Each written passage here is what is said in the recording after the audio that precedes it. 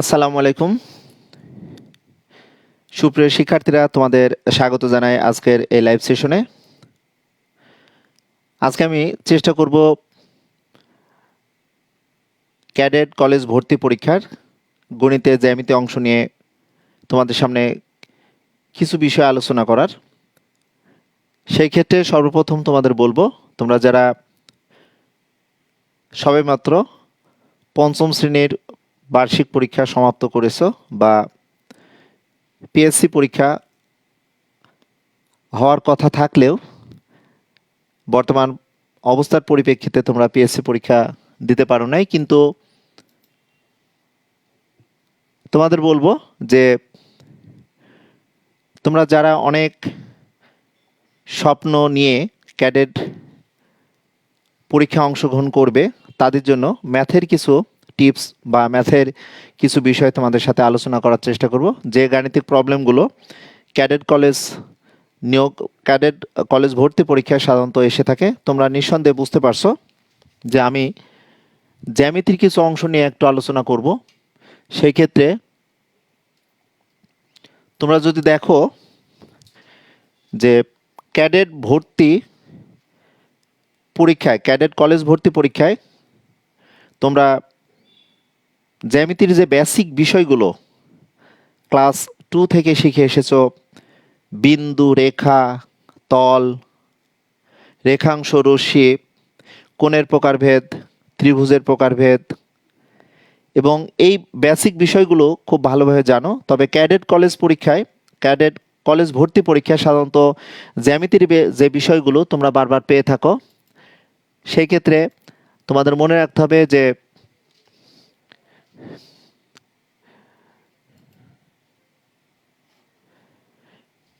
জ্যামিতির যে টপিকসগুলো তোমাদের জানার দরকার আছে, বিশেষ করে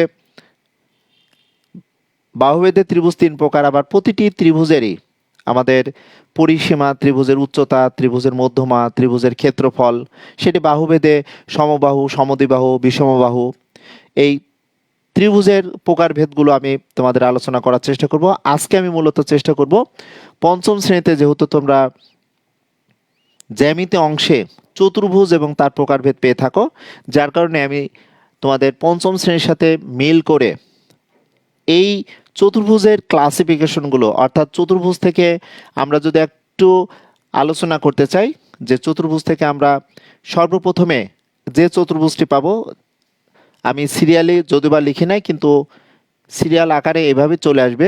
সর্বপ্রথমে চতুর্ভুজ থেকে আমরা পাবো, দেখো, ট্রাপিজিয়াম। এরপরে ট্রাপিজিয়াম থেকে আমরা পেয়ে থাকবো সামান্তরিক, এরপর সামান্তরিক থেকে আমরা রম্বস, আবার সামান্তরিক থেকে আমরা আয়ত পাবো, আয়ত থেকে আমরা বর্গ কি সেগুলো জানতে পারবো। এবং এখান থেকে চতুর্ভুজের আরেকটি প্রকারভেদ যদি তোমাদের বলতে চাই, যে ঘুড়ির আলোচনাটা আমি তোমাদের হয়তো একটু আলোচনা করে বোঝানোর চেষ্টা করব।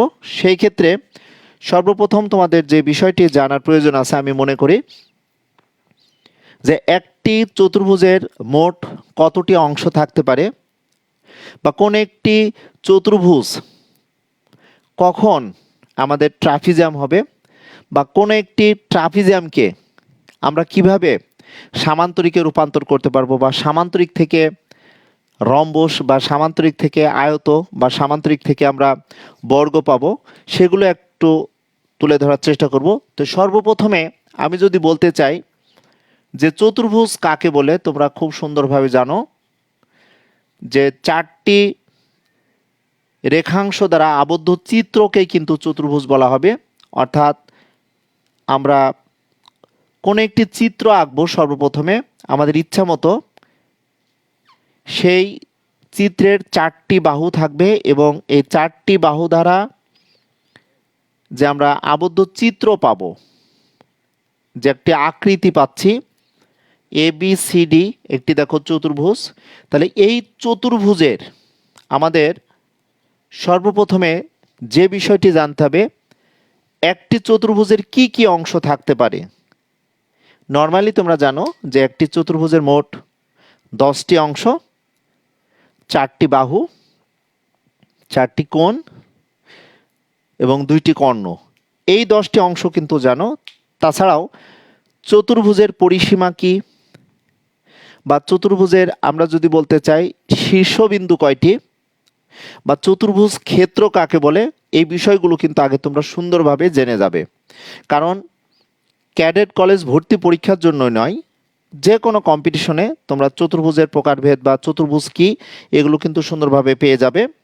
আমি একটু এই ক্লাসটি তোমাদের বলবো যে তোমরা যদি তোমাদের বন্ধুদের মাঝে শেয়ার করে দাও, সেই ক্ষেত্রে অনেক বন্ধুরাই এই ক্লাসটি দেখার সুযোগ পাবে।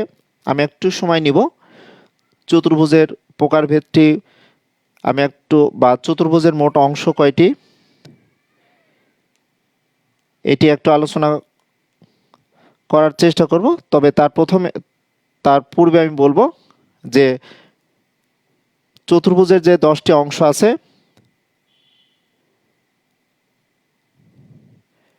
এই 10টি অংশের মধ্যে আমরা যে অংশগুলো নিয়ে বারবার পরবর্তী ক্লাসগুলোতে, বিশেষ করে আমরা অষ্টম শ্রেণীতে এই ক্লাসগুলো পেয়ে থাকব, সেগুলো একটু যদি দেখি তাহলে হয়তো আরেকটু তোমাদের জন্য সুবিধা হবে। তোমরা অনেকেই এই মুহূর্তে সংযুক্ত আছো। আরিফ হোসেন, তুমি সালাম জানিয়েছো। ওয়ালাইকুম আসসালাম। হাসিবুর রহমান, তোমরা অনেকেই সালাম জানিয়েছো। আলহামদুলিল্লাহ ভালো আছি, তোমরা কেমন আছো? আশা করি তোমরা অনেকেই ভালো আছো। তো লক্ষ্য করো, একটি চতুর্ভুজের আমি বলেছি মোট 10টি অংশ থাকে। চতুর্ভুজের মোট 10টি অংশ থাকে। প্রথমে আমরা বলবো 4টি বাহু,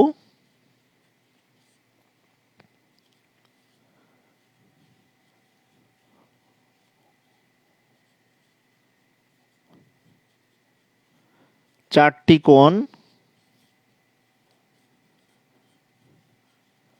2টি কর্ণ বা ডায়াগোনাল। তো 4টি বাহু, আমরা যদি এভাবে বাহুগুলো বিবেচনা করি, এ থেকে বিতে আসব, তাহলে আমরা বলবো দেখো বাহু এ বি। বি থেকে আমরা সিতে যদি যাই, সি এর দিকে যদি যাই, তাহলে আমরা বলবো বাহু বিসি। আবার সি থেকে যদি আমরা ডি এর দিকে যাই, তাহলে আমরা বলতে পারবো বাহু সিডি। ডি থেকে আবার আমরা যদি এর দিকে যাই, তাহলে আমরা ডি এ বাহু পাচ্ছি। এটি আমি কেন আলোচনা করলাম, এই যে একটি চিত্র, যে 4টি রেখাংশ দ্বারা আমরা যে একটি আবদ্ধ চিত্র পাচ্ছি, এটি মূলত চতুর্ভুজ। 4টি আমরা রেখাংশ, আমরা আগেই কিন্তু বাহু বলবো না, যে 4টি রেখাংশ দ্বারা আবদ্ধ যে চিত্রটি পাবো, এই চিত্রটিকেই কিন্তু আমরা চতুর্ভুজ বলবো। আর চতুর্ভুজের দেখো আমরা 4টে অংশ পাচ্ছি। এই ক্ষেত্রে আমরা 4টি কোণ কিভাবে পাবো, দেখো আমরা যদি এ কোণটি, এখানে এ কোণেই কিন্তু আমরা শীর্ষবিন্দু একটি পাবো। তো দেখো এখানে কোণ যদি আমরা এইভাবে বলি বি এর ডি কোণ, আমরা এই কোণটি যদি বিবেচনা করি, তো লক্ষ্য করো বি এর ডি কোণ, এটাকে আমরা সংক্ষেপে এ কোণ বলতে পারবো। এরপরে আসো আমরা যদি এইভাবে ঘুরতে থাকি, এ বি সি কোণ, দেখো এ বি সি কোণ, মাঝখানের কোণটি আমরা বললাম দেখো শুধু বি কোণ বললাম। এরপরে যদি বি সি ডি কোণের দিকে যাই, তো লক্ষ্য করো বি সি ডি কোণ, সেই ক্ষেত্রে আমরা এটাকে এভাবে বলতে পারবো বি সি ডি কোণ, মাঝখানে যে শীর্ষ বিন্দুটি থাকবে এই বিন্দুকেই আমরা হাইলাইটস করব। তো লক্ষ্য করো এটাকে আমরা সি কোণ বললাম। এরপর লক্ষ্য করো সিডি এ কোণ, তাহলে আমরা এটা বলতে পারবো দেখো সিডি এ কোণ, এটাকে আমরা ডি কোণ দ্বারা প্রকাশ করব। তো তোমরা এই মুহূর্তে যে সকল শিক্ষার্থীরা এই ক্লাসটিতে সংযুক্ত আছো, হতে পারো পঞ্চম শ্রেণী থেকে উপর ক্লাসে যে কোনো ক্লাসের শিক্ষার্থীরা যদি এই ক্লাসটিতে জয়েন করে থাকো, তাদের বলবো পড়াশোনার কিছু বিষয়, লেখাপড়ার কিছু বিষয়, ম্যাথের কিছু বিষয়, জ্যামিতির বিষয়গুলো অ্যাকচুয়ালি আমরা ছোট থেকে কিন্তু একটু ভয়ের মাঝে থাকি যে জ্যামিতির বিষয়গুলো আমরা ক্লিয়ারলি হয়তো শিখি না বা ভয় থাকে। কিন্তু তোমরা যখন ইন্টারে পড়াশোনা করো বা এসএসসি লেভেলে তোমরা এখন পড়াশোনা করো, তারা দেখো যে জ্যামিতির অংশটা আমাদের কতটা ইম্পর্টেন্ট। প্রত্যেকটি ক্ষেত্রেই কিন্তু আমাদের জ্যামিতি জানা লাগে। সেই ক্ষেত্রে দেখো আমি এখানে 4টি কোণকে কিভাবে প্রকাশ করার চেষ্টা করছি। আবার চিরসত্য কথা যে আমরা একটি চতুর্ভুজের 4টি কোণ যদি যোগ করি তাহলে 4টি কোণের সমষ্টি কিন্তু 360 ডিগ্রি হবে। এই মুহূর্তে পঞ্চম শ্রেণীর শিক্ষার্থীরা যারা এই ক্লাসটিতে সংযুক্ত আসো, অর্থাৎ যারা এই 2021 সালে পঞ্চম শ্রেণীর শিক্ষার্থীরা পরীক্ষা দিয়ে ক্যাডেট কলেজ ভর্তি পরীক্ষার জন্য তোমরা অলরেডি পড়াশোনা করছো, তাদের জন্যই কিন্তু দেখো এই ক্লাসটি খুব ইম্পর্টেন্ট। আমি একটু দেখে নিই তোমরা কে কে সংযুক্ত আছো। হাসিবুর রহমান, তুমি বলেছো যে স্যার আমার খুব ইচ্ছা আপনার সাথে দেখা করার, আল্লাহ যেন আমার মনের আশা পূরণ করে। হাসিবুর রহমান, তোমাকে অসংখ্য ধন্যবাদ তোমার এত সুন্দর একটি কমেন্টস করার জন্য। তুমি এইচএসসিতে পড়াশোনা করো। যাই হোক, অনেক শিক্ষার্থীরা আছো, তোমাদের বলবো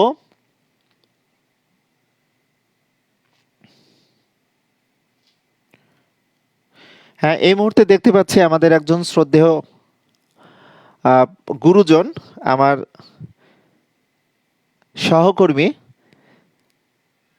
মাসুদ স্যার, উনি উইস লিটল ফ্লাওয়ার কলেজের একজন সিনিয়র শিক্ষক এবং আমার খুব পরিচিত এবং আমার সম্মানিত একজন শিক্ষক। উনি এই ক্লাসটিতে সংযুক্ত আছেন।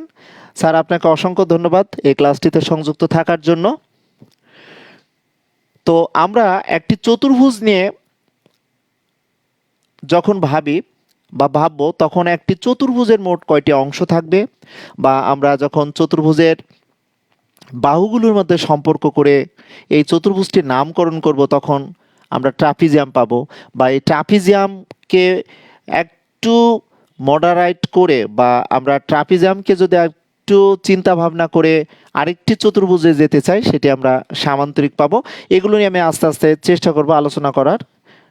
তো লক্ষ্য করো এখানে যে 4টি কোণ ছিল, এই চতুর্ভুজের 4টি কোণ যদি আমরা আবার যোগ করি, সেই ক্ষেত্রে আমরা কিন্তু 360 ডিগ্রি পাবো, যেভাবে হোক না কেন। আর এই চতুর্ভুজ নিয়েই পঞ্চম শ্রেণীর শিক্ষার্থীদের বলবো, তোমরা যখন ষষ্ঠ শ্রেণীতে 6.2 অনুশীলনী জ্যামিতির অংশ তোমরা জ্যামিতিগুলো এমসিকিউ বা সৃজনশীল বা যে কোনো জ্যামিতিক প্রমাণ করবে, তখন চতুর্ভুজ থেকে কিন্তু প্রচুর পরিমাণ তোমরা প্রশ্ন পাবে।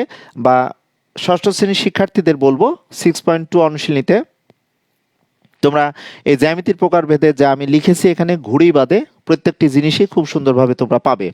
তো লক্ষ্য করো আমরা একটি চতুর্ভুজের যে 4টি কোণ পেলাম, এই 4টি কোণকে সংক্ষেপে যদি আমরা লিখি এ কোণ প্লাস বি কোণ, অর্থাৎ এ কোণ, বি কোণ, সি কোণ, ডি কোণ, এই 4টি কোণ যখন আমরা যোগ করব অবশ্যই আমাদের 360 ডিগ্রি হবে।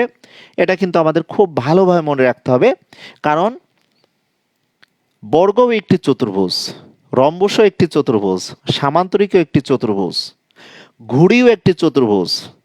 সুতরাং প্রত্যেকটি ক্ষেত্রেই এই কমন একটি বিষয় যে চতুর্ভুজের 4টি কোণের সমষ্টি কিন্তু 360 ডিগ্রি হবে।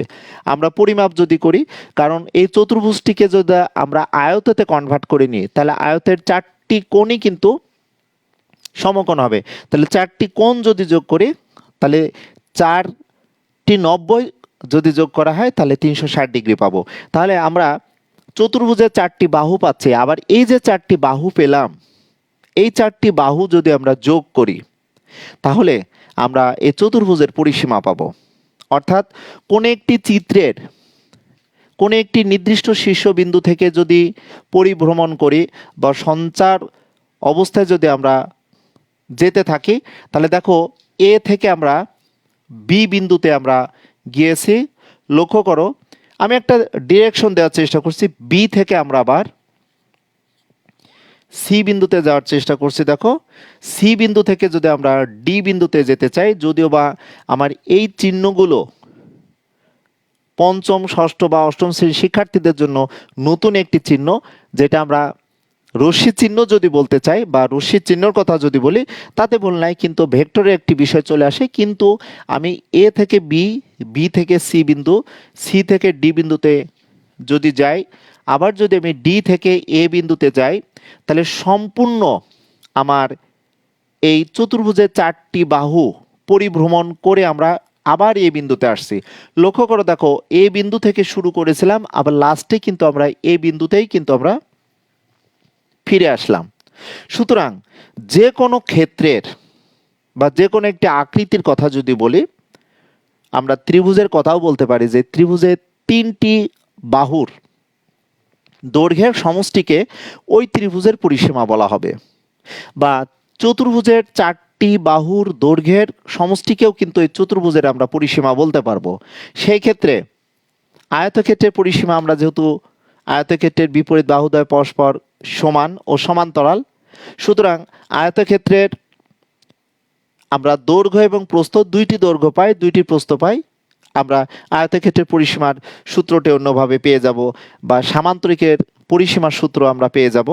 অ্যাকচুয়ালি যে কোনো একটি চিত্রের বা যে কোনো একটি আকৃতি কয়টি রেখাংশ দ্বারা বা কয়টি বাহু দ্বারা গঠিত হয়েছে, সেই বাহুগুলো যদি যোগ করি তাহলে আমরা সেই আকৃতি, হতে পারে সেটি ত্রিভুজ, হতে পারে সেটি চতুর্ভুজ, তাহলে এই চতুর্ভুজের পরিসীমা বলতে আমরা বলতে পারবো যে 4টি রেখাংশ অর্থাৎ 4টি বাহুর দৈর্ঘ্যের সমষ্টিকে আমরা পরিসীমা বলবো। তাহলে এ বি বাহুকে যদি আমরা ছোট্ট হাতের এ দ্বারা প্রকাশ করি, বিসি বাহুকে যদি ছোট্ট হাতের বি দ্বারা প্রকাশ করি, সিডি বাহুকে যদি ছোট হাতের সি দ্বারা প্রকাশ করি, তাহলে দেখো এইটাকে আমরা পরিসীমা বলছি। আমরা পরিসীমাকে সাধারণত এস দ্বারা প্রকাশ করে থাকি। তো যাই হোক, আমরা ত্রিভুজের পরিসীমাকে 2s দ্বারা প্রকাশ করে থাকি, কিন্তু চতুর্ভুজের পরিসীমাকে আমরা সামেশন অর্থাৎ এস দ্বারা যদি প্রকাশ করি, হয়তো আমরা আমাদের সুবিধা মতো এস লিখে নিতে পারি।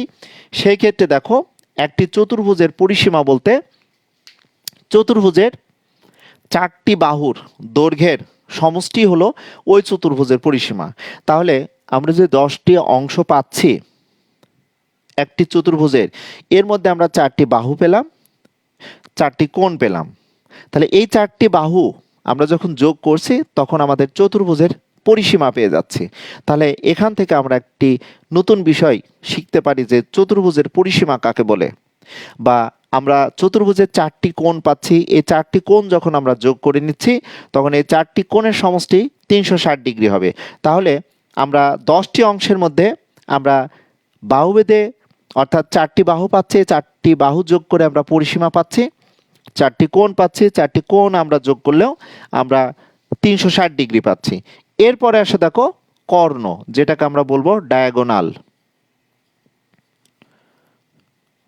ডায়াগোনাল বা কর্ণ, যেটাকে আমরা ডি দ্বারা প্রকাশ করতে পারি। তবে এখানে এ বি সি ডি আমাদের 4টি বাহু এখানে নির্দেশ করেছি, তো অ্যাকচুয়ালি ডায়াগোনাল বলতে আমরা ডি দ্বারা প্রকাশ করি। বাট এখানে চতুর্ভুজের কর্ণ কাকে বলে, অর্থাৎ আমরা যদি কোনো একটি চতুর্ভুজের বিপরীত কৌণিক শীর্ষবিন্দু দ্বয় যদি যোগ করি, দেখো এই যে আমাদের শীর্ষবিন্দু এ এবং এখানে শীর্ষবিন্দু দেখো সি আছে, তাহলে শীর্ষবিন্দু যদি এ আর সি যোগ করি, সেই ক্ষেত্রে দেখো আমরা কর্ণ কি পেতে পারি, দেখো কর্ণ আমরা এসি পাচ্ছি। আর এসিকে A B BC CD DA অর্থাৎ এ বি সি ডি দ্বারা প্রকাশ করছি, এই কর্ণকে আমরা ই দ্বারা প্রকাশ করতে পারি, তবে ডি দ্বারা প্রকাশ করলে সবচেয়ে বেটার হয়। আরেকটি কর্ণ পাচ্ছি দেখো, অর্থাৎ একটি চতুর্ভুজে যে 2টি কর্ণ থাকে, আরেকটি কর্ণ আমরা পাচ্ছি দেখো বিডি, এই কর্ণকে আমরা এফ দ্বারা প্রকাশ করতে পারি, আরেকটি কর্ণ। তাহলে 10টি অংশ খুব সুন্দরভাবে আমরা পেয়ে যাচ্ছি।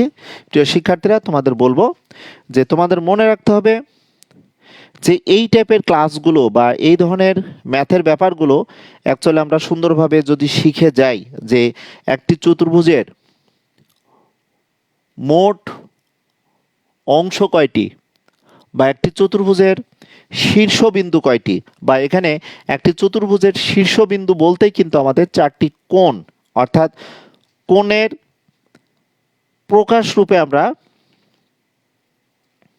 যে বিষয়টা আমরা পেয়ে যাই, যেমন এখানে দেখো আমরা বি এর ডি কোণ যখন বলছি তখন এই মাঝের যে শীর্ষবিন্দুটা থাকছে, অর্থাৎ এ যে আমাদের শীর্ষবিন্দু থাকছে, এইটাকে কিন্তু আমরা শীর্ষবিন্দু বলতে পারি, শীর্ষবিন্দু। তাহলে একটি চতুর্ভুজের মোট 4টি শীর্ষবিন্দু থাকে। এখান থেকে আরেকটি পয়েন্ট আমরা বলে নিতে পারবো, কোণ তো আছে, ওই যে কোণ অর্থাৎ যে অক্ষরটিকে আমরা প্রকাশ করছি কোণ আকারে, এটাকে আমরা যখন আমরা এ দ্বারা প্রকাশ করছি তাহলে কয়টি শীর্ষবিন্দু থাকে?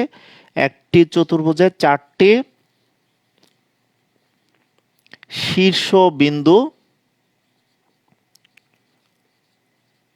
থাকে। তাহলে শীর্ষবিন্দুগুলো কি কি দেখো, এ একটি শীর্ষবিন্দু, বি একটি শীর্ষবিন্দু, সি একটি শীর্ষবিন্দু এবং ডি একটি শীর্ষবিন্দু। তাহলে আমরা এই বিন্দুগুলোকে শুধু ডট দ্বারা প্রকাশ করব। সেই ক্ষেত্রে আমি যদি তোমাদের বলতে চাই যে আমি এ একটি বিন্দু নিয়েছি, বি একটি বিন্দু নিয়েছি, শীর্ষে বিন্দুগুলো নিয়েছি, দেখো এ বিন্দু নিয়েছি, বি বিন্দু নিয়েছি, সি বিন্দু নিয়েছি, ডি বিন্দু নিয়েছি, যখন যোগ করলাম আবার দেখো এ আর ডি যোগ করছি বা বি আর সি যোগ করছি, দেখো বিন্দুগুলো যোগ করে আমাদের একটি আকৃতি পাচ্ছি। তার পূর্বে কিন্তু বিন্দু ছিল, দেখো শীর্ষের অর্থাৎ 4 প্রান্তে 4টে আমাদের বিন্দু ছিল, শীর্ষে বিন্দু ছিল, শীর্ষ। ওকে, তাহলে আমাদের একটি চতুর্ভুজের 4টি শীর্ষবিন্দু থাকবে, এটি কিন্তু আমাদের খুব ভালোভাবে জানতে হবে। খুব ভালোভাবে যদি তোমরা একটু জানো তাহলে আমরা একটি চতুর্ভুজের মোট 10টি অংশ পাচ্ছি। এর মধ্যে 4টি বাহু, 4টি কোণ, 2টি কর্ণ। আবার চতুর্ভুজের 4টি বাহুর দৈর্ঘ্যের সমষ্টিকে আমরা চতুর্ভুজের পরিসীমা বলছি। আবার চতুর্ভুজের 4টি কোণের সমষ্টিকে আমরা 360 ডিগ্রি আকারে পেয়ে যাচ্ছি যদি পরিমাপ করি। আবার চতুর্ভুজের 2টি কর্ণ থাকে, অর্থাৎ কর্ণ বলা হবে যে কোনো একটি চতুর্ভুজের বিপরীত কৌণিক শীর্ষবিন্দু সংযোজক রেখাংশকে আমরা এসি যে রেখাংশটা পাচ্ছি এটিকে আমরা কর্ণ বলবো। আবার বি আর ডি যদি কোণাকুণি যোগ করি তাহলে আমরা বিডি কর্ণ পাচ্ছি। ওকে, তো তোমরা একটু লক্ষ্য করো, এই মুহূর্তে আসমা খাতুন তুমি সংযুক্ত হয়েছো, তোমাদের অসংখ্য ধন্যবাদ, তোমরা এই ক্লাসটিতে সংযুক্ত হয়ে ক্লাসটি করছো। ওকে, এখন লক্ষ্য করো আমাদের একটি চতুর্ভুজ পেলাম, এই চতুর্ভুজ থেকে আমরা ট্রাপিজিয়াম নামকরণ কিভাবে করব একটু যদি দেখি। চতুর্ভুজ থেকে ট্রাপিজিয়ামের নামকরণের ক্ষেত্রে আমরা কি ধারণা থেকে বা কি আলোচনা থেকে আমরা সুন্দরভাবে এখানে ট্রাপিজিয়াম পাবো, তাহলে আমরা যদি এভাবে একটু বিবেচনা করি যে 2টি পরস্পরছেদী অর্থাৎ 2টি সরলরেখা অঙ্কন করলাম, যে 2টি সরলরেখা পরস্পরকে কখনো ছেদ করবে না, সর্বদা সমান দূরত্ব বজায় রেখে কিন্তু সীমাহীনভাবে চলতে থাকবে। অর্থাৎ আমরা দেখতে পাচ্ছি এখানে যদি নামকরণ এইভাবে আমরা নামকরণটা করি, কারণ একটি সরলরেখার উপর অনেক বিন্দু থাকবে। দেখো এডি একটি সরলরেখা পাইলাম, দেখো এডি সরল রেখা, আমি রেখাংশ বলি নাই, সরল রেখা, যেখানে দেখো সরলরেখার 2 দিকেই কিন্তু রশ্মি চিহ্ন আছে, অর্থাৎ যে রেখার কোনো প্রান্ত বিন্দু নাই, সীমাহীনভাবে চলছে। আর এখানে আমি যদি এভাবে করে সি একটি বিন্দু নিই আর এই ডি একটি যদি এখানে বিন্দু নিই তাহলে আমরা কি পাচ্ছি, দেখো সিডি আরেকটি সরলরেখা পাচ্ছি। দেখো আমরা এডি একটি সরলরেখা পেলাম, সিডি একটি সরলরেখা পেলাম। আমাদের সরল রেখার কথা যখনই বলবে তখন আমাদের কোনো প্রান্তবিন্দু থাকবে না এবং 2 দিকে অ্যারো থাকবে। যেমন আমি যদি তোমাদের বলি যে আমি এইভাবে দাঁড়িয়ে আছি, আমার একটু লক্ষ্য করো এই আঙুলটা দ্বারা আমি একটি রশ্মি চিহ্ন দেখাচ্ছি, অ্যারো ভাবে এবার চলছে, দেখো সীমাহীনভাবে। আবার যদি আমি এদিক থেকে এইভাবে দেখাতে চাই, এভাবে আমাদের চলছে সীমাহীনভাবে। তাহলে 2 দিকে যখন সীমাহীনভাবে আমাদের এই রেখাটা চলছে তখন এটাকে আমরা সরলরেখা বলছি। অবশ্যই রেখার ক্ষেত্রে তোমাদের মনে রাখতে হবে রেখা দুই প্রকার, একটি সরলরেখা আরেকটি বক্ররেখা। অর্থাৎ সরলরেখা যখন তৈরি হয় তখন সেই রেখার কোনো দিক পরিবর্তন হয় না, স্ট্রেটভাবে চলতে থাকে। তাহলে আমরা দেখতে পাচ্ছি যে দুইটি সরলরেখা, বাট এই দুইটি সরলরেখাকে যদি আমি এভাবে একটু চিন্তা করি যে এখানে পি একটি বিন্দু নিয়েছি, পি বিন্দু থেকে দেখো আমরা সিডি এর উপর কি আঁকছে দেখো তো, সিডি সরলরেখার উপর পি কিউ আমরা একটি লম্ব আঁকলাম। তাহলে দেখো আমি ডি বিন্দুটা এখানে নিতে পারতাম, তাহলে এখানে দেখতে পাচ্ছি পি কিউ পারপেন্ডিকুলার, আমরা দেখতে পাচ্ছি সিডি আঁকা হয়েছে। তো সিডি এর দৈর্ঘ্য আমি মনে করলাম 3 সেন্টিমিটার নিয়েছি। লক্ষ্য করো পি কিউ এর উপর কিন্তু দেখো সিডি আমরা একটি লম্ব এঁকেছি। আবার আমরা সুবিধা মতো যদি এখানে এম এন একটি সরলরেখা লম্ব আঁকি, এম থেকে যদি এন লম্ব আঁকি, সেই ক্ষেত্রে দেখো এই এম এন যে আমাদের রেখাটা হচ্ছে এটা কিন্তু দেখো সিডি এর উপর লম্ব, এবং এটাও কিন্তু আমরা সিডি না, এখানে একটু যদি এভাবে বলি পি কিউ রেখার মান, অর্থাৎ পি কিউ এবং পি কিউ এবং এম এন এর মান 3 সেন্টিমিটার পাইলাম দেখো। অর্থাৎ এটাও দেখো 3 সেন্টিমিটার, এটা লম্ব চিহ্ন আছে দেখো, এটাও দেখো 3 সেন্টিমিটার, এখানেও কিন্তু আমরা লম্ব চিহ্ন পেলাম। ওকে, তাহলে নিঃসন্দেহে এডি এবং এখানে এখানে খুব সম্ভবত এ আমরা বি দিলে ভালো হয়, ডি যেহেতু দিয়েছে একটু কারেকশন করব, বি দিলাম, এটা আমি সি দিলাম, তাহলে পি কিউ লম্ব আমরা বিসি দিতে পারি। পি কিউ লম্ব আমরা বিসি দিলে সবচেয়ে বেটার হয়, বা আমরা যদি এবার চিন্তা করি কিউপি লম্ব এডি বা এন এম লম্ব আমাদের এডি, সেটা হবে। আমি এটি বলার কারণ যে এডি এবং বিসি দুইটি সরলরেখা পরস্পর সমান্তরাল। কেন সমান্তরাল? লক্ষ্য করো যে এই এম এন এবং পি কিউ, এম এন এবং পি কিউ এদের দৈর্ঘ্য কিন্তু দেখো সমান।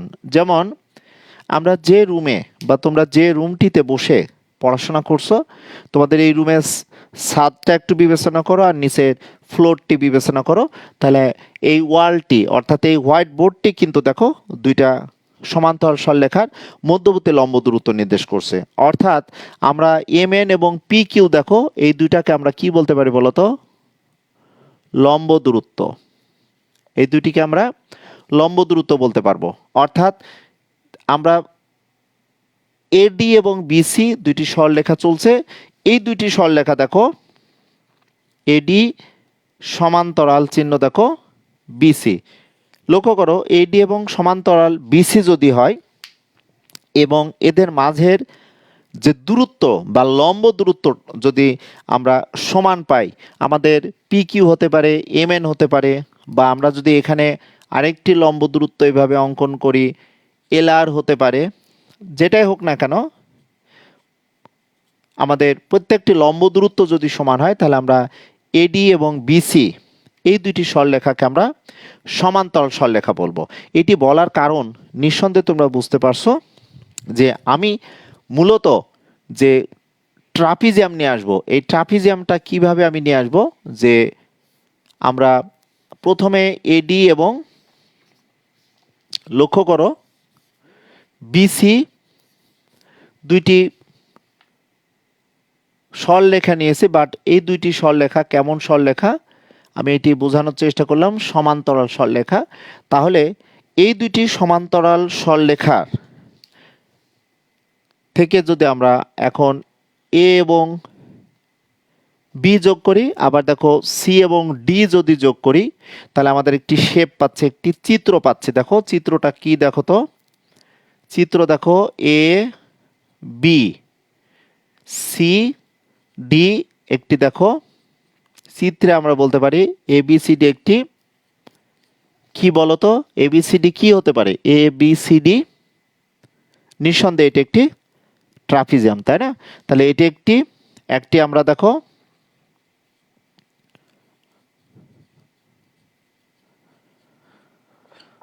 ট্রাপিজিয়াম বলতে পারবো। তাহলে আমরা ট্রাপিজিয়ামের চিত্র যদি আঁকতে চাই তাহলে আমরা এখানে এই রশ্মির চিহ্ন আমরা এখন মুছে দিব। লক্ষ্য করো, এখানে আমরা এই রশ্মির চিহ্ন আমরা মুছে দিলাম। সেই ক্ষেত্রে কি হতে পারে দেখো, আমরা এখন এ বি এবং সিডি সমান্তরাল পেয়েছি দেখো। তাহলে আমরা ট্রাপিজিয়াম কাকে বলবো সেটা একটু শুনে নাও। যে চতুর্ভুজের এক জোড়া বিপরীত বাহু সমান্তরাল। তা লক্ষ্য করো, প্রথমে এ বি সি ডি একটি চতুর্ভুজ ছিল। এই চতুর্ভুজে দেখো কি ছিল বলতো, এক জোড়া বিপরীত বাহু কোনটা বলতো, এক জোড়া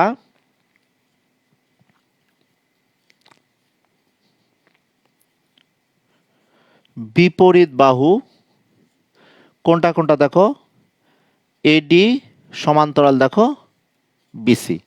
অর্থাৎ যে চতুর্ভুজের এক জোড়া বিপরীত বাহু সমান্তরাল হবে সেই চতুর্ভুজকে আমরা ট্রাপিজিয়াম বলবো। এখন তোমাদের কাছে এমন হতে পারে যে স্যার আমাদের এই ট্রাপিজিয়ামটি কি কুঁড়ে ঘরের ছাদের মতো হতে পারে? আমাদের এ একটি চতুর্ভুজ, এই চতুর্ভুজের এডি এবং বিসি কি ছিল বলতো, সমান্তরাল ছিল। অর্থাৎ এক জোড়া বিপরীত বাহু দেখো এখানে সমান্তরাল। অর্থাৎ যে চতুর্ভুজের এক জোড়া বিপরীত বাহু সমান্তরাল তাকে আমরা কিন্তু ট্রাপিজিয়াম বলবো। তোমাদের এই ট্রাপিজিয়ামটি এমন হবে না, হয়ে যদি এমন হয়, এই ট্রাপিজিয়ামটি যদি তোমরা এভাবে আঁকতে চাও যে স্যার আমাদের এ বি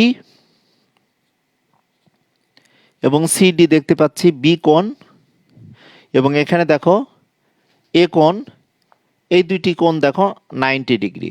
আমরা এই দুইটি কোণ দেখো 90 ডিগ্রি পাচ্ছি। তাহলে আমরা এই চিত্রে দেখতে পাচ্ছি এডি সমান্তরাল দেখো বিসি হচ্ছে, এবং আমরা পেয়ে যাচ্ছি দেখো এ কোণ সমান দেখো বি কোণ সমান দেখো 90 ডিগ্রি।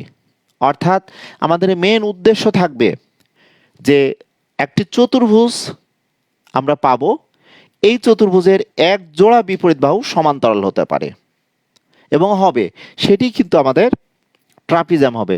আমাদের এই চতুর্ভুজে দেখো কোনো কোণ কিন্তু সমকোণ ছিল না। আবার এই ট্রাপিজিয়ামের চারটি কোণ যদি আমরা যোগ করি, চারটি কোণের সমষ্টি কিন্তু 360 ডিগ্রি হবে। লক্ষ্য করো এখানে এ বি সি ডি আমরা এমন একটি চিত্র এঁকেছি যেখানে আমি দেখিয়েছি এডি সমান্তরাল দেখো বিসি, এবং বলা হয়েছে যে এ কোণ এবং বি কোণ দুইটি কোণের পরিমাণটা কিন্তু এখানে আমরা 90 ডিগ্রি দেখিয়েছি। তাহলে একটি ট্রাপিজিয়ামে সর্বোচ্চ দুইটি সন্নিহিত কোণ আমাদের সমকোণ হতে পারে। অর্থাৎ ট্রাপিজিয়ামের আমরা এটি বৈশিষ্ট্য লিখতে পারি যে ট্রাপিজিয়ামের সর্বোচ্চ দুইটি কোণ সমকোণ হতে পারে। ট্রাপিজিয়ামের সর্বোচ্চ দুইটি কোণ সমকোণ হতে পারে। তোমরা একটু যদি দেখো তোমরা অবশ্যই বুঝতে পারবে। ওকে, তাহলে ট্রাপিজিয়ামের পরিসীমা আমরা কি পেতে পারি, বা এই ট্রাপিজিয়ামটিকে যদি আমরা এভাবে অঙ্কন করতাম, আমরা ভূমিতে আমরা এভাবে নিয়ে চিত্রটা এঁকেও কিন্তু আমরা ট্রাপিজিয়াম দিতে পারতাম। এখানে পি কিউ আর এস, এখানে আমরা কিউ কোণ এবং আর কোণ আমরা সমকোণ দেখাতে পারতাম যে পি কিউ আর এস, এই চতুর্ভুজে দেখো কিউ এবং আর আমাদের সমকোণ লিখছি। আবার আমরা বলতে পারি দেখো পি কিউ সমান্তরাল দেখো এস আর আমরা বলতে পারবো, এবং এখান থেকে আমরা কিউ কোণ সমান আর কোণ সমান আমরা দেখো 90 ডিগ্রি বলতে পারবো। অর্থাৎ এই চিত্রটি আমরা একটি ট্রাপিজিয়াম বলতে পারবো, এটাকেও ট্রাপিজিয়াম বলতে পারবো, এটাকেও ট্রাপিজিয়াম বলতে পারবো। বা তোমরা যদি বলো যে স্যার আমাদের এই চিত্রটি কি আমাদের ট্রাপিজিয়াম, এটাকে যদি আমরা একটু বলতে চাই এটা কি ট্রাপিজিয়াম, আমরা এখানে এম এন আর এস বললাম। সেই ক্ষেত্রে দেখো এই চিত্রে বললাম এম এম এন হবে, এটা এম এন সমান্তরাল একটু দেখো আর এস দিয়ে দিলাম। এই চিত্রটাও কিন্তু একটি ট্রাপিজিয়াম। অর্থাৎ কোন একটি চতুর্ভুজের যদি আমরা এক জোড়া বিপরীত বাহু সমান্তরাল পাই তাহলে ওই চিত্রটি কিন্তু আমাদের ট্রাপিজিয়াম হবে। আমি তোমাদের চতুর্ভুজ এর কিছু প্রকারভেদ অর্থাৎ চতুর্ভুজের যদি বলতে চাই বৈশিষ্ট্য বা একটি চতুর্ভুজের মোট কয়টি অংশ আছে, কয়টি কোণ আছে, কয়টি কর্ণ আছে, এটা কিন্তু আমরা পেয়ে যাচ্ছি। অনুরূপভাবে দেখো আমরা যদি এই ট্রাপিজিয়ামের মোট 10টি অংশ আছে, সেই ক্ষেত্রে কি দেখো আমাদের 4টি বাহু আছে, 4টি কোণ আছে দেখো, আবার 2টি কর্ণ পাবো। আবার এই একটি ট্রাপিজিয়াম দেখো, এই ট্রাপিজিয়ামের 4টি বাহু আছে, 4টি কোণ আছে, 2টি কর্ণ আছে। ওকে, বা আমরা এই ট্রাপিজিয়ামের 4টি কোণ যদি যোগ করি অবশ্যই আমরা 360 ডিগ্রি পাবো। যেভাবে হোক না কেন, আবার আমরা ট্রাপিজিয়ামের ক্ষেত্রফলের সূত্র পাবো, বা এই ট্রাপিজিয়ামের আমরা পরিসীমা পেয়ে যাব। 4টি বাহুর যোগফল করলে আমরা ট্রাপিজিয়ামের পরিসীমা পাবো। আবার আমরা এই ট্রাপিজিয়ামের ক্ষেত্রফলের সূত্র কি পেতে পারি দেখো, এগুলোর প্রমাণ আছে অষ্টম শ্রেণীতে যে তোমরা পাবে। ট্রাপিজিয়াম ক্ষেত্রের, তখন বলবো ট্রাপিজিয়াম ক্ষেত্রের ক্ষেত্রফল সমান আমরা পাবো দেখো, ট্রাপিজিয়াম ক্ষেত্রের ক্ষেত্রফল আমরা সমান্তরাল বাহুদ্বয়ের যোগফল অর্থাৎ এডি প্লাস বিসি পাবো। এবং আমরা যদি দেখতে চাই যে শীর্ষবিন্দু এ থেকে যদি আমরা এইভাবে একটু লম্ব এঁকে নিই, এই দেখো আমরা লম্ব আঁকলাম, অর্থাৎ এই লম্ব আমরা বিসি যদি আঁকি তাহলে এখানে এই সমান কিন্তু দেখো লম্ব দূরত্ব, এখানে আমরা লম্ব দূরত্ব কি পাচ্ছি দেখো, এইটাকে আমরা লম্ব দূরত্ব বা এখানে উচ্চতাও বলতে পারবো, লম্ব দূরত্ব বা উচ্চতা বলবো। এখানে আমরা এডি বাহুকে এ দ্বারা প্রকাশ করলাম, আর বিসি বাহুকে বি দ্বারা প্রকাশ করলাম, আর উচ্চতাকে যদি আমরা এইচ দ্বারা প্রকাশ করি সেই ক্ষেত্রে আমরা ট্রাপিজিয়ামের ক্ষেত্রফল কি পাবো বলতো, এ প্লাস বি ইন্টু দেখো এইচ বর্গ একক বলতে পারবো। ওকে, তাহলে একটি ট্রাপিজিয়ামের ক্ষেত্রফলের সূত্র আমরা প্রমাণ না করলেও যেটা জানতে পেলাম যে সমান্তরাল বাহুদ্বয়ের সমষ্টি ইন্টু মধ্যবর্তী লম্ব দূরত্ব, বা আমরা শুধু উচ্চতা বলতে পারবো ট্রাপিজিয়ামের ক্ষেত্রফল। এখান থেকে আমরা ট্রাপিজিয়ামের সমান্তরাল বাহুদ্বয়ের, আমি এখানে একটা বিষয় তোমাদের সামনে একটু বলতে চাই যে ট্রাপিজিয়ামের ক্ষেত্রফল সমান সমান্তরাল বাহুদ্বয়ের সমষ্টির আমাদের অর্ধেক হবে, অর্থাৎ হাফ ইন্টু সমান্তরাল বাহুদ্বয়ের সমষ্টি ইন্টু দেখো লম্ব দূরত্ব হবে অ্যাকচুয়ালি আমাদের ট্রাপিজিয়ামের ক্ষেত্রফল। ওকে, তো ট্রাপিজিয়ামের এই ক্ষেত্রফল থেকে আমরা ট্রাপিজিয়ামের উচ্চতা নির্ণয় করতে পারবো, ট্রাপিজিয়ামের সমান্তরাল বাহুর আমরা দৈর্ঘ্য নির্ণয় করতে পারবো। আমরা যদি এটিকে এভাবে বলতে চাই যে এভাবে আমরা ট্রাপিজিয়াম একটু এঁকে নিলাম, সেই ক্ষেত্রে আমরা এখানে কি বলতে পারবো বলতো, আমরা একটি বিষয় বলতে পারবো যে সমান্তরাল বাহুদ্বয়ের সমষ্টি ইন্টু আমরা লম্ব দূরত্ব সমান পাবো দেখো 2 ইন্টু দেখো ট্রাপিজিয়ামকে আমি ছোট্টভাবে এইভাবে চিহ্ন দ্বারা প্রকাশ করলাম, ট্রাপিজিয়াম ক্ষেত্রের ক্ষেত্রফল। তাহলে এখান থেকে আমরা যদি সমান্তরাল বাহুদ্বয়ের সমষ্টি পেতে চাই তাহলে 2 ইন্টু দেখো, অর্থাৎ এখানে এই সূত্রে 2টা দেখো আড়াআড়ি গুণ হয়ে কিন্তু ক্ষেত্রফলের সাথে আমাদের গুণ হয়ে গেল। তাহলে আমরা এখানে ট্রাপিজিয়ামের চিহ্ন দিয়ে রাখি, এখানে ট্রাপিজিয়ামের 2 ইন্টু ট্রাপিজিয়াম ক্ষেত্রের ক্ষেত্রফল ইন্টু এইচ ছিল, তাহলে এইচটা এখানে আমাদের ভাগ হয়ে গেল, তখন এখানে আমরা একক পাবো। একটু দেখে নাও, কারণ ট্রাপিজিয়ামের সমান্তরাল বাহুদ্বয়ের সমষ্টি সমান 2 ইন্টু ট্রাপিজিয়ামের ক্ষেত্রফল ভাগ আমরা এইচ পাচ্ছি। আবার এখান থেকে যদি আমরা ট্রাপিজিয়ামের একটি বাহু দৈর্ঘ্য পেতে চাই সেক্ষেত্রে আমরা কি পাবো দেখো, সমান্তরাল বাহুদ্বয়ের একটি বাহু দৈর্ঘ্য যদি পেতে চাই তাহলে 2 ইন্টু দেখো ট্রাপিজিয়ামের ক্ষেত্রফল ইন্টু 2/h, আর এখানে আমাদের বি কিন্তু এখানে বাদ হয়ে যাবে দেখো, তখন এটাকে আমরা একক লিখতে পারবো। অর্থাৎ ট্রাপিজিয়ামের সমান্তরাল বাহুর মধ্যে একটি বাহু পেলাম, অপর একটি বাহু দেখো বি বাহুটা কিভাবে পাবো দেখো, বি বাহু সমান আমরা কি লিখতে পারি দেখো, তাহলে 2 ইন্টু দেখো, তাহলে 2 ইন্টু ট্রাপিজিয়ামের ক্ষেত্রফল বাই এইচ বিয়োগ দেখো এ, একক পেয়ে গেলাম। অর্থাৎ আমাদের 4টি বিষয় কিন্তু যদি জানা থাকে, এর মধ্যে মিনিমাম একটি অংশ যদি না জানা থাকে ট্রাপিজামের ক্ষেত্রে, তাহলে আমরা ওই অংশটির দৈর্ঘ্য নির্ণয় করতে পারবো। যেমন এখানে এ, বি, এইচ এবং ক্ষেত্রফল 4টি অংশ। অর্থাৎ সমান্তরাল বাহুদ্বয়ের দৈর্ঘ্য যদি জানা থাকে এবং সমান্তরাল বাহুদ্বয়ের মধ্যবর্তী লম্ব দূরত্ব যদি জানা থাকে, তাহলে আমরা ক্ষেত্রফল নির্ণয় করতে পারবো। এর মধ্যে যদি এমন হয় যে একটি বাহু দৈর্ঘ্য দেওয়া আছে, ক্ষেত্রফল, উচ্চতা এবং সমান্তরাল বাহুদ্বয়ের মধ্যে একটি বাহুর দৈর্ঘ্য দেওয়া আছে, তাহলে আমরা অপর বাহুর দৈর্ঘ্য নির্ণয় করতে পারবো। এখানে দৈর্ঘ্য দেখো, আমরা সূত্র পেয়ে যাচ্ছি। সমান্তরাল বাহুদ্বয়ের একটি দৈর্ঘ্য এখানে দেখে নাও। ওকে, এটাকে আমরা বলতে পারবো সমান্তরাল বাহুদ্বয়ের একটি দৈর্ঘ্য। আমরা এটা লিখতে পারবো, দেখো, সমান্তরাল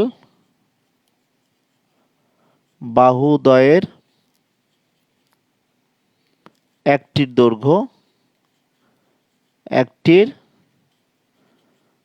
এখানে আমরা লিখতে পারবো। দেখো, সেটি ছোট বা বড় যেটাই হোক না কেন, খুব সুন্দরভাবে আমরা পেয়ে যাব। এখান থেকে আরেকটি সূত্র আমরা পাবো যে লম্ব দূরত্ব বা উচ্চতা, ট্রাপিজামের লম্ব দূরত্ব বা উচ্চতা এইচ সমান কি পাবো? দেখো, তাহলে এ প্লাস বি সমান্তরাল বাহুদ্বয়ের সমষ্টি ইন্টু উচ্চতা সমান 2 ইন্টু ট্রাপিজামের ক্ষেত্রফল। তাহলে এখানে আমরা কি পাবো? দেখো তো, যেহেতু এটা গুণ আছে, তাহলে 2 ইন্টু দেখো ট্রাপিজাম ক্ষেত্রফল বাই, দেখো এখানে কি পাবো বলতো, সমান্তরাল বাহুদ্বয়ের সমষ্টি। এটি শুধু একক হবে, যেহেতু লম্ব দূরত্ব। তাহলে প্রিয় শিক্ষার্থীরা, তোমাদের বলবো যে তোমরা যারা ক্যাডেট ভর্তি কোচিং বা ক্যাডেট কলেজ অ্যাডমিশনের জন্য পড়াশোনা করবে, তাদের জন্য অনুরোধ থাকবে যে তোমাদের জ্যামিতির যে চতুর্ভুজের ক্লাসিফিকেশনের মধ্যে তোমাদের এই ট্রাপিজামটি কিন্তু খুব ইম্পর্টেন্ট। একটি ট্রাপিজাম কাকে বলে? অর্থাৎ যে চতুর্ভুজের এক জোড়া বিপরীত বাহু সমান্তরাল, তাকে আমরা ট্রাপিজাম বলবো। সেক্ষেত্রে ট্রাপিজামেরও 4টি শীর্ষবিন্দু আছে, ট্রাপিজামের 4টি কোণ আছে। ট্রাপিজামের 4টি কোণের সমষ্টি আমরা জানি 360 ডিগ্রি। ট্রাপিজামের 4টি বাহুর দৈর্ঘ্যের সমষ্টিকে আমরা পরিসীমা বলবো। ট্রাপিজামের 2টি কর্ণ আছে, বা ট্রাপিজামের ক্ষেত্রফলের সূত্র আমরা হাফ ইন্টু সমান্তরাল বাহুদ্বয়ের সমষ্টি ইন্টু লম্ব দূরত্ব, বা সমান্তরাল বাহুদ্বয়ের সমষ্টির আমরা গড় বলতে পারবো। এবং এখান থেকে আমরা ট্রাপিজামের সমান্তরাল বাহুদ্বয়ের যে কোনো একটি দৈর্ঘ্য কীভাবে নির্ণয় করব, অপরটি দৈর্ঘ্য কীভাবে নির্ণয় করব, বা আমাদের লম্ব দূরত্ব কীভাবে নির্ণয় করা যাবে, সেটা আমরা সুন্দরভাবে পেয়ে যাব। তবে এই ক্লাসটি অষ্টম শ্রেণীর শিক্ষার্থীরা যারা এই মুহূর্তে সংযুক্ত আছো, তাদের বলবো যে অষ্টম শ্রেণীতে তোমরা অষ্টম অধ্যায়ে চতুর্ভুজের ক্লাসিফিকেশনে কিন্তু ট্রাপিজাম আছে। এখানে ট্রাপিজামের ক্ষেত্রফল বা ট্রাপিজামের সমান্তরাল বাহুদ্বয়ের মধ্যবর্তী লম্ব দূরত্ব, বা সমান্তরাল বাহুদ্বয়ের একটি দৈর্ঘ্য, বা সমান্তরাল বাহুদ্বয়ের অপর দৈর্ঘ্য, বা উচ্চতা নির্ণয়ের সূত্রগুলো কিন্তু এগুলো খুব সুন্দরভাবে তোমাদের প্রয়োজন হবে। বা এসএসসি যারা পরীক্ষা দিবে বা নবম দশম শ্রেণীর শিক্ষার্থীদেরও বলবো যে পরিমিতির অংশ 16.2 অনুশীলনীতে ট্রাপিজাম সংক্রান্ত তোমাদের অনেকগুলো গাণিতিক প্রবলেম আছে, উদাহরণ বা অনুশীলনী। সেই ক্ষেত্রে একটি ট্রাপিজাম কাকে বলে, ট্রাপিজামের সকল বৈশিষ্ট্য বা ট্রাপিজামের কি কি সূত্র আমাদের জানার প্রয়োজন আছে, এগুলো কিন্তু তোমরা জেনে যাবে, দেখবে অনেকটা তোমাদের ইজি লাগবে। আজকে একটি ট্রাপিজাম কিভাবে পাওয়া যায় এটি বোঝানোর চেষ্টা করলাম। মূলত তোমাদের সামনে আজকে আমি চতুর্ভুজ এবং ট্রাপিজাম নিয়ে আলোচনা করলাম। পরবর্তী ক্লাসে আমি তোমাদের সামনে থাকার চেষ্টা করব যে ট্রাপিজাম থেকে আমরা কিভাবে সামান্তরিক পাবো, সামান্তরিকের বৈশিষ্ট্য বা সামান্তরিকের কিছু বেসিক বিষয়গুলো আলোচনা করব, বা সামান্তরিক থেকে রম্বস, বা সামান্তরিক থেকে আয়ত, বা সামান্তরিক থেকে বর্গ বা ঘুড়ি কি, চতুর্ভুজের ক্লাসিফিকেশনগুলো নিয়ে আমি একটু থাকার চেষ্টা করব। তোমাদের বলবো আমি প্রতিনিয়ত এখন চেষ্টা করব যে তোমাদের লাইভ সেশনে থেকে জ্যামিতির কিছু বেসিক আলোচনা করা, কারণ পঞ্চম শ্রেণীর অনেক শিক্ষার্থীরা আছো, তোমরা এই মুহূর্তে যারা ক্লাসটি দেখছো, বা তোমরা তোমাদের বন্ধুদের মাঝে যদি এই ক্লাসটি শেয়ার করো, অনেক বন্ধুরা এই ক্লাসগুলো দেখার সুযোগ পাবে। তাছাড়াও এই ক্লাসটি আমি তৌহিদ একাডেমি ইউটিউব চ্যানেলে আপলোড করার চেষ্টা করব। তোমরা ভালো থেকো, ভালোভাবে পড়াশোনা করো। দেখা হবে পরের কোনো লাইভ সেশনে, সেই প্রত্যাশায় আল্লাহ হাফেজ।